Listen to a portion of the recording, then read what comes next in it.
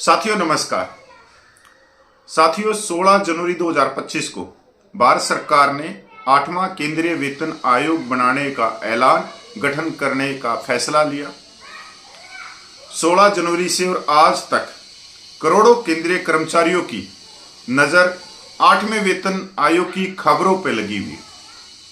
चाहे उनके सामने दूसरी कोई भी खबर आ जाए, वो उस खबर को पीछे हटा देते हैं। चाहे महाकुंभ चल रहा हो, चाहे महाकुंभ में भगदड़ हुई हो, चाहे रेलवे स्टेशन पे हादसा हुआ हो, या दिल्ली इलेक्शन हो, या कोई विदेश की खबर हो, या महंगाई भत्ता हो, या शेयर मार्केट आए दिन नीचे जा रही है, डॉलर ऊपर बढ़ रहा है, यहाँ तक जो राजनीतिक पार्टियां हैं उनकी भी खबरें आ रही हैं। इन सब से वो अपना ध्यान हटा चुके। अब ध्यान है केंद्रीय कर्मचारियों का एक ही खबर पे, वो है 8वां केंद्रीय वेतन आयोग। साथियों अब सवाल ये बन रहा है कि इसमें देरी क्यों हो रही है नोटिफिकेशन निकालने में। इसके अध्यक्ष, इसके सदस्य और TOR टर्म्स ऑफ रेफरेंस की भारत सरकार 8वें वेतन आयोग को क्या क्या सुझाव देगी, किन किन के ऊपर आयोग की रिपोर्ट मांगेगी। ये तो आप सबको मालूम है कि भारत सरकार ने सभी मंत्रालयों से उनके कर्मचारियों के लिए सुझाव मांग लिए हैं। यहाँ तक जो केंद्रीय कर्मचारियों के संगठन हैं उनसे भी सुझाव मांग लिए और उन्होंने दे भी दिए हैं 18 सुझाव। इसके बावजूद इसके गठन, इसके अध्यक्ष, इसका नोटिफिकेशन कब जारी होगा। और जो आज मीडिया में चल रहा है, बड़े बड़े एक्सपर्ट बने हुए हैं, वो भी खबरें दिखा रहे हैं कि देरी क्यों लग रही है। साथियों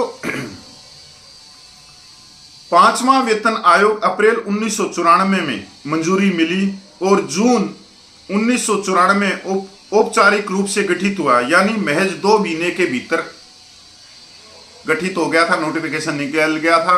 TOR कर उसके छठा वेतन आयोग जुलाई 2006 में घोषित किया गया और अक्टूबर 2006 में गठित हुआ, यानी लगभग 3 महीने का समय लगा।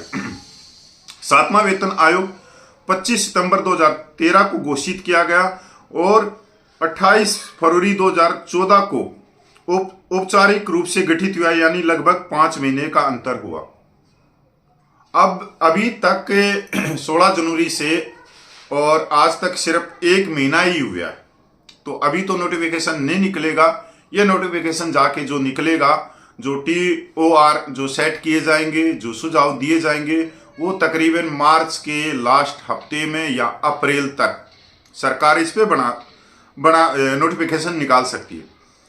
अब सवाल ये आता है सबसे बड़ा, जो आजकल जो एक्सपर्ट बने हुए हैं, आप जो नेशनल मीडिया में देख रहे हो या प्रिंट मीडिया में देख रहे हो, नीचे नाम आएगा ये शेयर मार्केट का बहुत बड़ा सलाहकार, ये फलानी इकोनॉमी को देखता है, ये फलानी को देखता है, ये फलानी को देखता है, तो उनका हवाला देते हुए कोई कहता है कि 1.90 मिलेगा, कोई कहता है 2.08 मिलेगा, कोई कहता है 2.86 मिलेगा।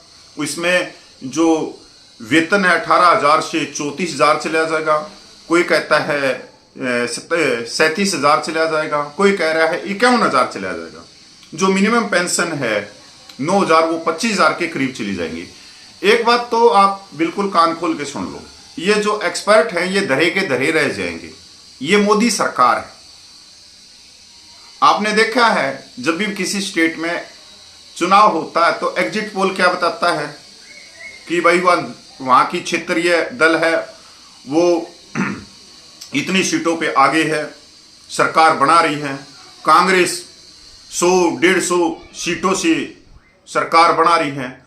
और जब EVM की पेटियां खुलती है, गिनती शुरू होती है, तो वो तो धरे के धरे रह जाते हैं एक्सपर्ट, और बीजेपी मोदी सरकार बाजी मार ले जाती है लास्ट में। तो ये जो एक्सपर्ट जो आपको बता रहे हैं ना, ये बिल्कुल देसी सौदा है। एक चीज मैं आपको बता देता हूं कि 2016 का पे कमीशन मोदी सरकार में आया है और मोदी सरकार को इतना नहीं कह सकते कि एक्सपीरियंस होगा उस समय सरकार चलाने का, क्योंकि 8वां वेतन आयोग मोदी सरकार में आया और भाई मोदी सरकार के सारे नए मंत्री थे, सारी चीजें थी। जब देश की अर्थव्यवस्था मुर्दा सब थी, पता नहीं किस किस चीज को समझने में कुछ होया होगा। पर अब मोदी सरकार को 11 साल हो गए देश को चलाते हुए,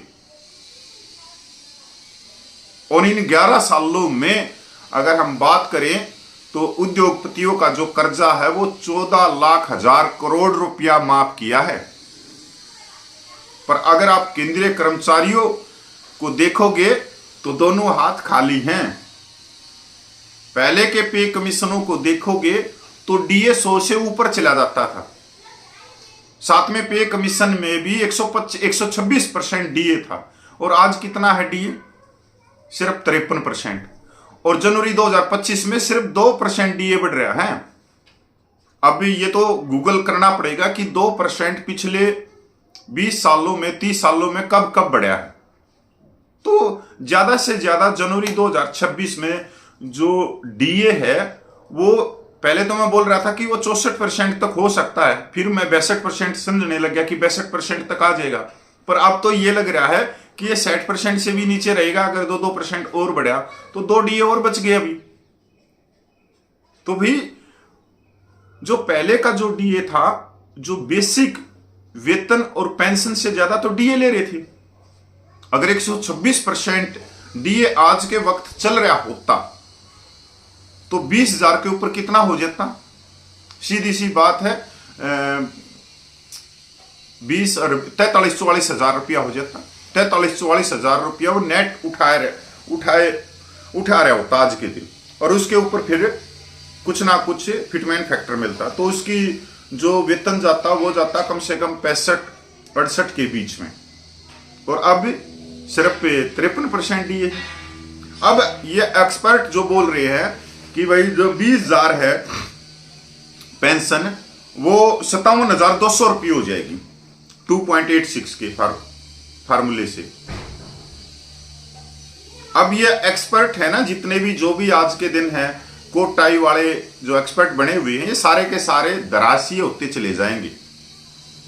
अब की बार खींच के लेंगे ये, क्योंकि सबसे बड़ी बात यह है कि जो भी सुझाव दिए हैं मंत्रालयों ने या केंद्रीय संगठनों ने, TOR टर्म्स ऑफ रेफरेंस, उसमें से अब सरकार किस किस को आयोग को सौंपेगी वो देखने की बात है। जिस दिन टर्म्स ऑफ रेफरेंस बाहर आ गई कि इन के ऊपर रिपोर्ट मांगी है 8वें वेतन आयोग के ऊपर, तो बिल्कुल साफ हो जाएगा कि वेतन में क्या बढ़ रहा है, फिटमेंट फैक्टर क्या है, अलाउंस क्या है, दूसरी क्या है, पुरानी पेंशन बहाली क्या है, मतलब सारी चीजें साफ हो जाएंगी। उसके बाद में आपको 8वें वेतन आयोग की रिपोर्ट से पहले ही एक तरह से तस्वीर बिल्कुल साफ हो जाएगी कि ये फिटमेंट फैक्टर मिलेगा।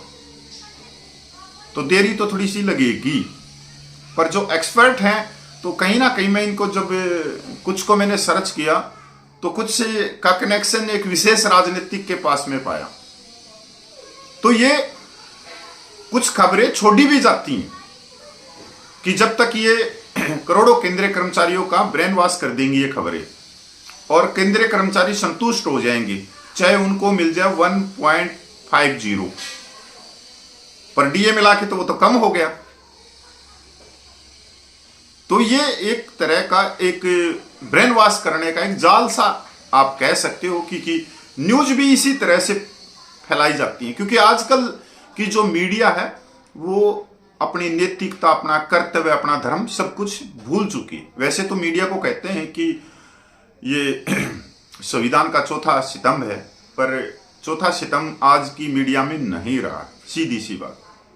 हाँ, ये पक्का है कि जो भी आप न्यूज चैनल देख लो, कोई भी बड़ा सा बड़ा अखबार देख लो, प्रतिदिन 2 खबरें उसमें 8वें वेतन आयोग की मिलेंगी प्रतिदिन, और 1 साल तक लगातार चलेंगी। अब पर कोई ऐसी खबर की जहां पर कर्मचारियों की आवाज उन अखबारों में या उस मीडिया में उठती हो तो कहीं नहीं मिलेगी।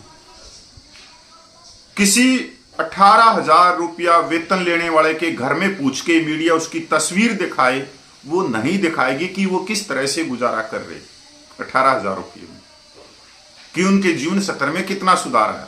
तो मैं वही चीजें आप लोगों के माध्यम से सरकार तक या जो ये केंद्रीय संगठन है इन तक पहुंचाने की कोशिश करता हूं कि अगर आपके पैर मजबूत हैं तो सरकार 8वें वेतन में कुछ भला कर सकती है कर्मचारियों का, नहीं तो लगता नहीं है, दूर दूर तक भी नहीं लगता है। मैं सीधी सी बात कहूं, ये मोदी सरकार है, दिखाएगी कुछ और मिलेगा कुछ। तो मैं उससे जो छोटे कर्मचारी हैं डी ग्रुप के, सी ग्रुप के, मैं उनकी स्थिति दिखाता हूं कि आज के समय उनकी स्थिति क्या है, वो किस तरह से गुजारा कर रहे हैं 18-20 हजार रुपये। तो आप एक बिल्कुल सच देख रहे हो और एक सच के चैनल पे आए हो, मैं आप लोगों का धन्यवाद करता हूं। और इसी तरह से अगर और भी भाई सरकार से और जो केंद्रीय संगठन उनसे सवाल पूछेंगे तो 8वें वेतन में कुछ थोड़ा बहुत इजाफा हो सकता है। तो सवाल पूछना बहुत जरूरी है। जय हिंद, वंदे मातरम, जय भारत भाई।